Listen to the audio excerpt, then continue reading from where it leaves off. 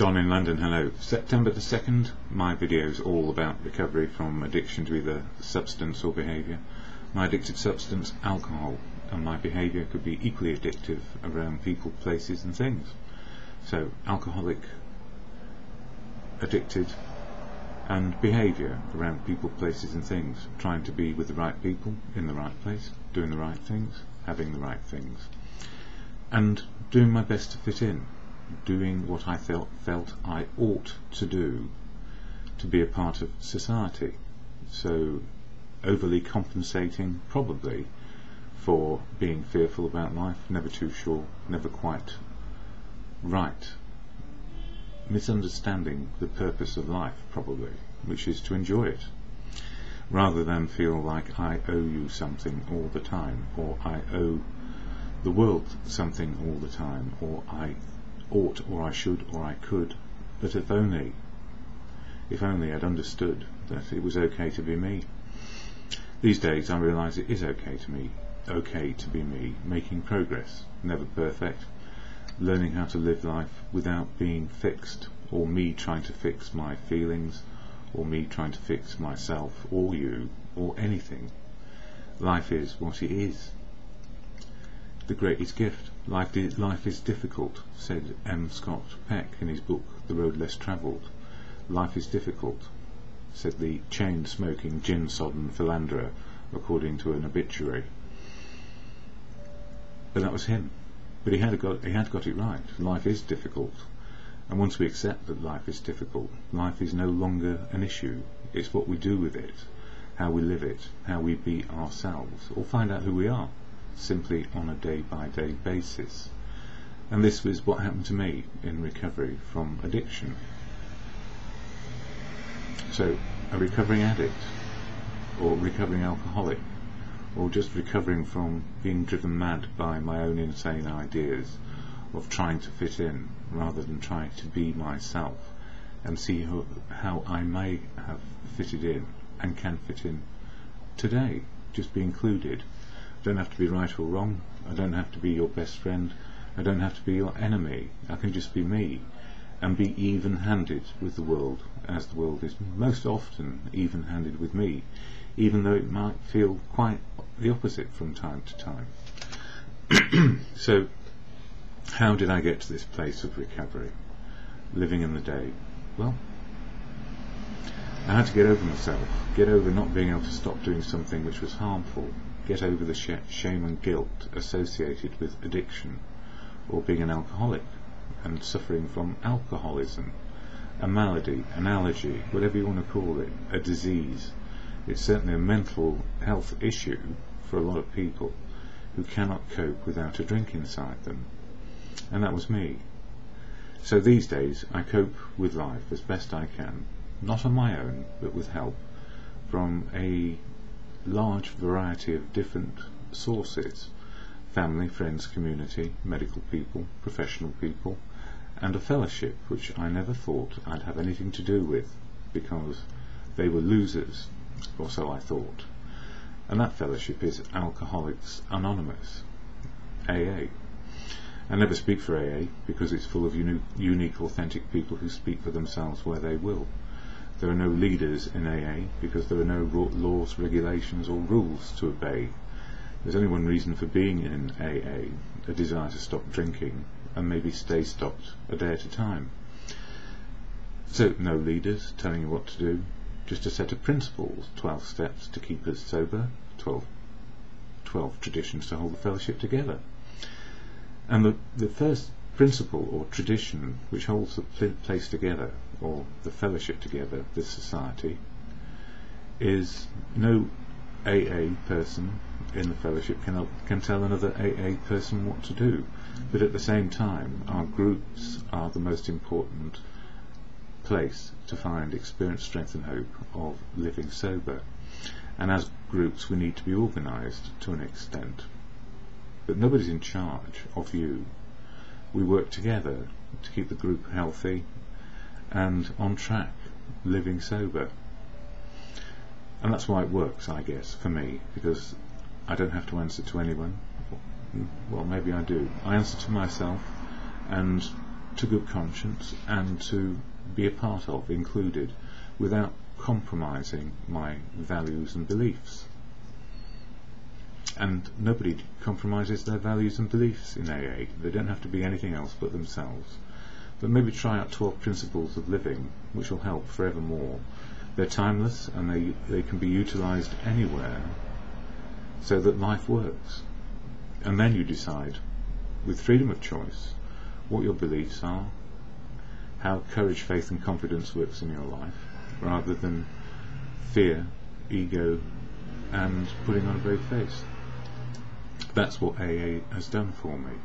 And it manifests in so many different ways. Simply manifests differently in every person, because we're all on our own personal journey, and we're all on our personal understanding of where we are in this world with everything around us. So we get a sense of where we are, purpose, how to love people, be loved back, and useful. And however useful turns out to be is as you determine with what you have at your disposal, and done in an open, honest way without doing harm to other people. So the fellowship is there to help us find our path in life, and it's our own authentic path, not some idea of another person in fellowship, which is why there are no rules, laws or regulations, and no one can tell you what to do. But we suggest like crazy what keeps us sober a day at a time. And it's September the 2nd. I share here from AA literature, this book called The Daily Reflections, hopefully soon to be online on the AA official website, where other literature is now available free.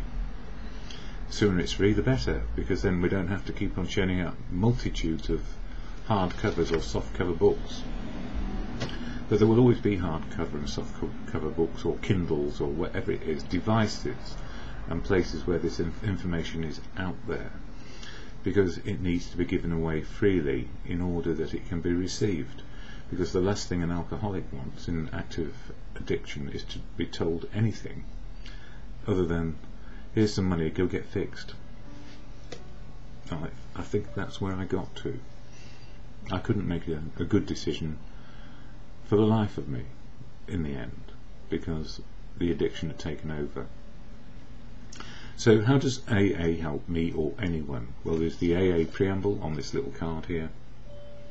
You can't read it, but it's quite a big piece of card actually, because inside it has the 12 steps, which you can just vaguely see there, and the 12 traditions on there as well. So 12 principles to live well, open, honest and willing, that's the steps, and 12 traditions which hold the fellowship together in unity, service and recovery. Suggestions only, strong suggestions, yes, but not actually saying to you, you must follow these or else you will go back and drink or go wrong. There is no wrong anymore. There is just learning life afresh. And it took me a long time to just understand that was okay. And it was okay to be a learner again, especially if you get to my age we're a bit long in the tooth, and you think to yourself, well, how on earth do I actually get sober? And what are people going to think of me if I say I'm an alcoholic in recovery? And what are people going to think of me if I say I'm an alcoholic in the fellowship of AA, Alcoholics Anonymous? And why is AA there to stop me utilising my best friend, alcohol? Why do I hate AA when I first went? Or why did I? The simple answer is it didn't want to take anything away from me. It just wanted to suggest, don't drink a day at a time and see how life can turn out. And it was horrible at the beginning, I have to say, because learning something new, which is completely against our intentions, is difficult. You know, turning this around is no mean feat, and it's always the many voices I've discovered which provide the answer. Try and rely on one person, I may pull them back down in where I am, or was, in addiction. Listen to the many, share as often as I can about what's hurting me inside, the rage, the anger, the disappointment at myself and self-harm, not wanting to be here anymore, wishing I wouldn't wake up, seeking oblivion rather than reality. That's where it got to. So The AA preamble reads as this. I nearly didn't say it, somehow I got sidetracked. Here we go. Alcoholics Anonymous is a fellowship of men and women who share their experience, strength and hope with each other, that they may solve their common problem and help others to recover from alcoholism. The only requirement for membership is a desire to stop drinking. There are no dues or fees for AA membership. We are self-supporting through our own contributions. AA is not allied with any sect, denomination, politics, organisation or institution. It does not wish to engage in any controversy, neither endorses nor opposes any causes. Our primary purpose is to stay sober and help other alcoholics to achieve sobriety. And how we help each other is probably unique to each of us. But the main thing is we share experience, strength and hope where we feel able to do so. And anonymity for me was very important at the beginning.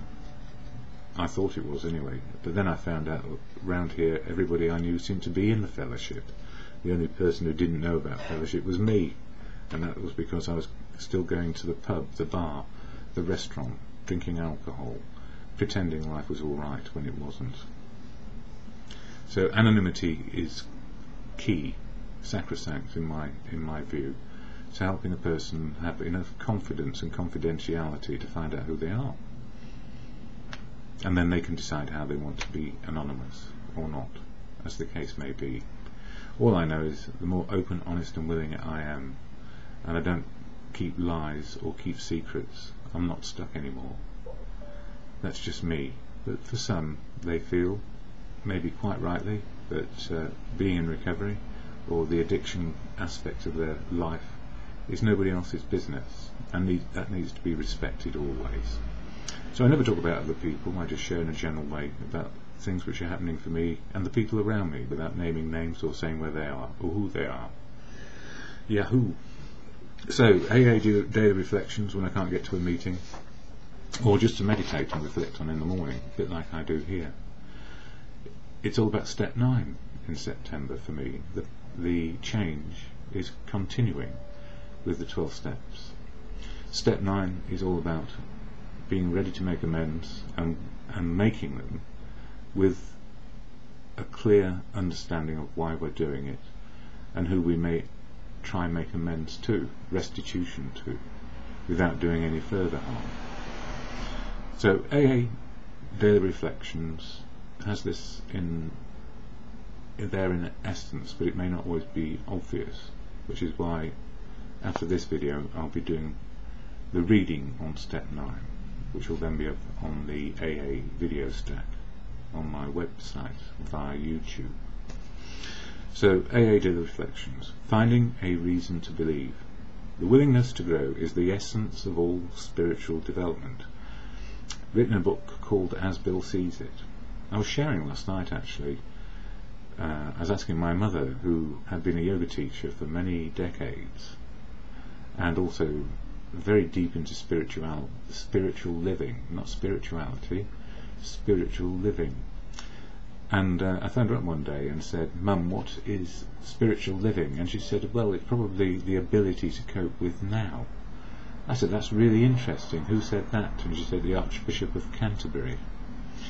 So spiritual for an archbishop and for many of us is probably being able to cope with reality, being able to cope with what's happening now without having to fix ourselves, which is a very simple definition of spiritual.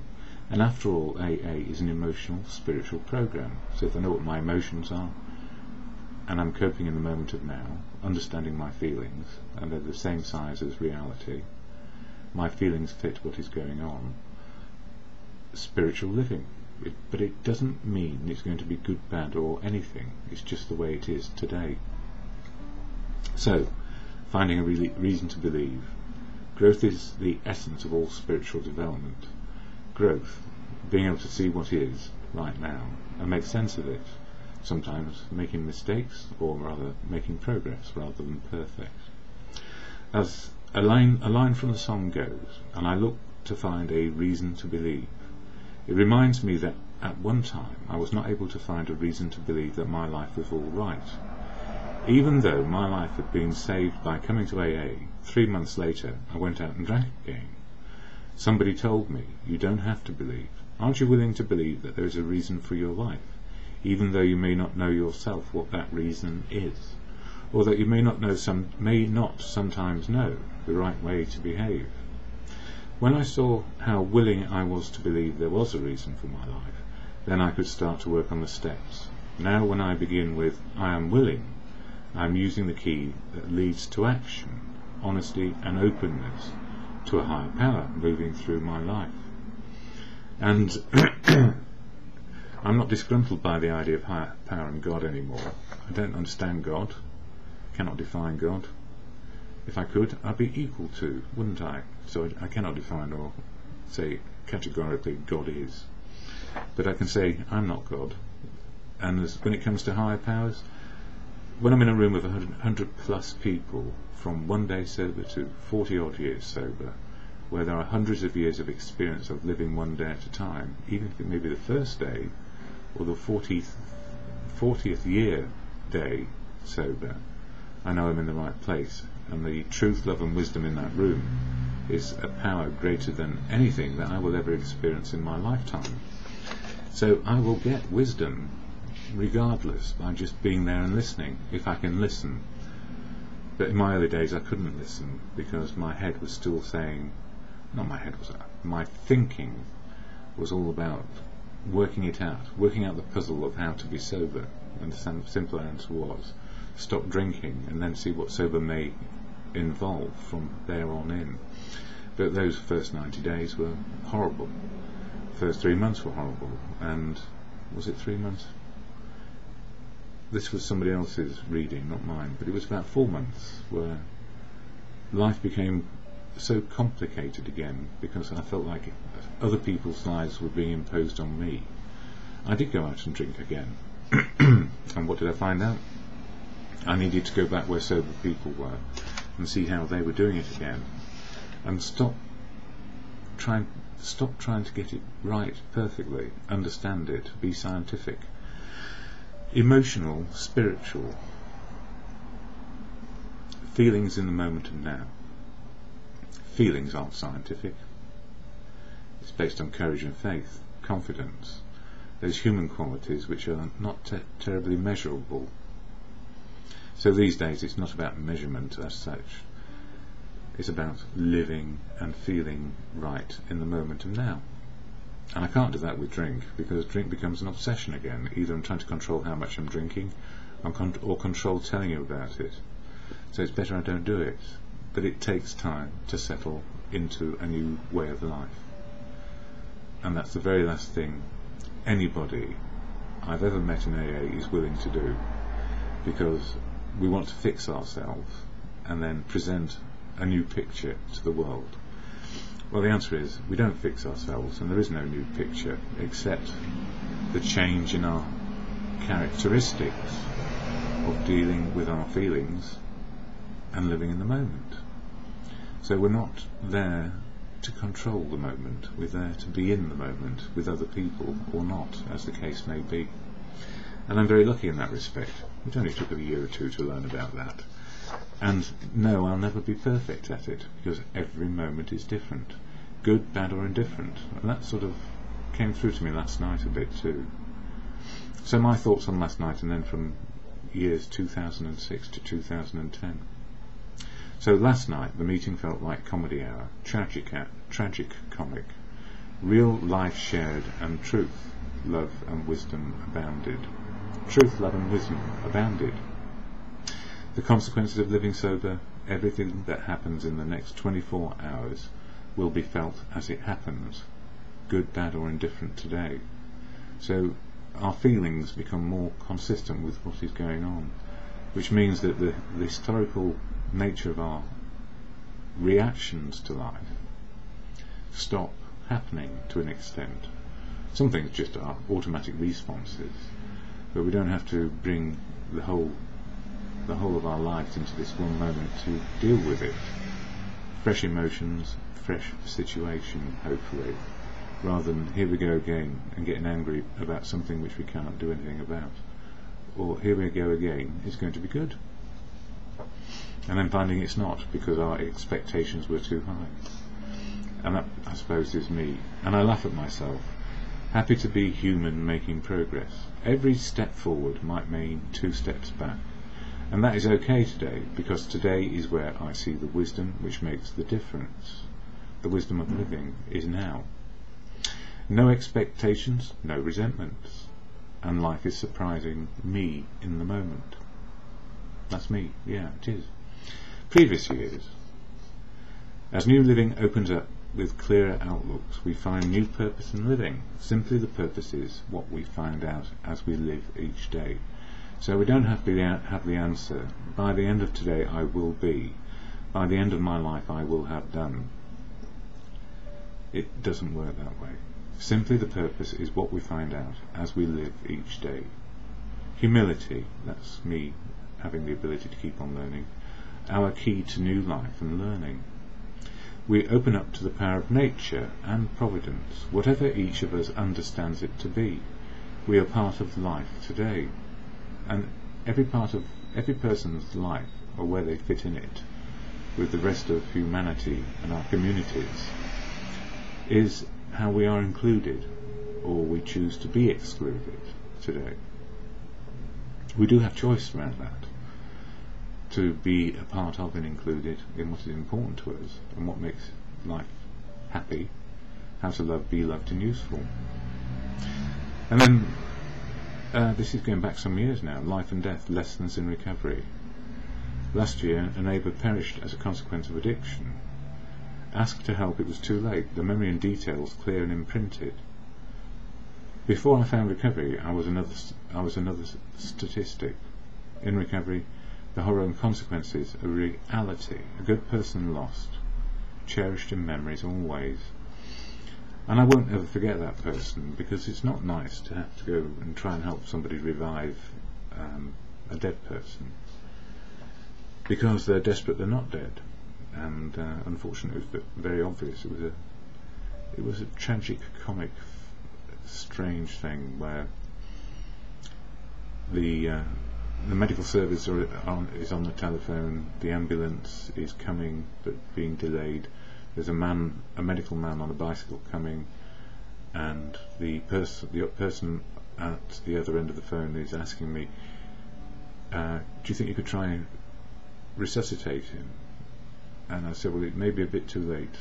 And she said, why? I said, well, he's gone a bit stiff. And could you pretend, she said, because it might make the person who's waiting for the ambulance feel better. Bizarre, beyond belief.